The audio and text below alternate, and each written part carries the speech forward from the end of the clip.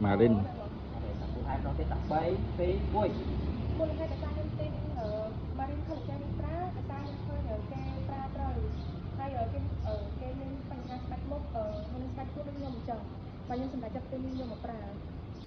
សូមគោរពជំរាបសួរទៅដល់ពុកម៉ែបងប្អូនទាំងគ្នាខ្ញុំបាទសាយវិសុទ្ធធីមេឌៀមានទទួលរៀបចំទូសម្ដែងគ្រប់វ័យមានទទួលរៀបចំការនិពន្ធនិងដឹកនាំសម្ដែងពុកម៉ែបងប្អូនទាំងគ្នាត្រូវការ BL KOL model ស្រីស្អាតជាច្រើនដើម្បីចូលរួមកម្មវិធីផ្សេងៗឬក៏ប្រមូលផលិតផលតាម TikTok តាម page ពុកម៉ែបងប្អូនទាំងគ្នាអាចតាក់ទងមកកាន់រូបខ្ញុំបាទសូមអរគុណគោរពជំរាបសួរពុកម៉ែបងប្អូនទាំងគ្នាបាទហើយជួបជាមួយខ្ញុំបាទពូស្មោះស្នេហ៍ដែលកំពុងតែ selfie មើលតារាសម្ដែងយើងកំពុងតែនិយាយរៀបរាប់អំពីអត្ថប្រយោជន៍ប្រម៉ូទ Marine Call Legend ផងដែរហើយខ្ញុំបញ្ចូលសលេងនេះឡើងលើវើយបងប្អូនទាំងគ្នាថតជាប់ប្រហែលថ្ងៃអស់កម្លាំងផងអីផងហើយបញ្ចូលសលេងនេះទាំងអារម្មណ៍មិនសូវសប្បាយចិត្តដោយសារតែចៅសៀមឆ្លៀនពៀនវាបង្កសង្គ្រាមមិនដឹងថ្ងៃណាឈប់ទេបងប្អូនហើយវីដេអូដែលខ្ញុំកាត់ច្រើនមិនតបានផុសទេដោយសារតែវាជាបញ្ហាមួយដែលយើងមិនអាចផុសបានអញ្ចឹងណាបងប្អូនទាំងគ្នា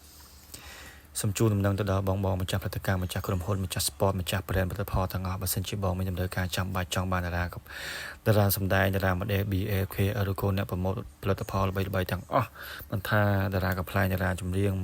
តារាចាស់តារាក្មេងៗ grade A grade B grade C អីចូលរួមកម្មវិធីផ្សេងៗ